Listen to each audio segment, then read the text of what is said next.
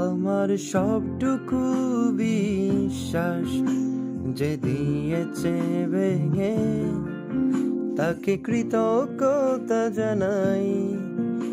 সে দিয়েছে আমার অন্ধ চোখে আলো, যার বিশালতার মাঝে আমি একটুকু পাইনি, তাই তাকে কৃতজ্ঞতা জানাই।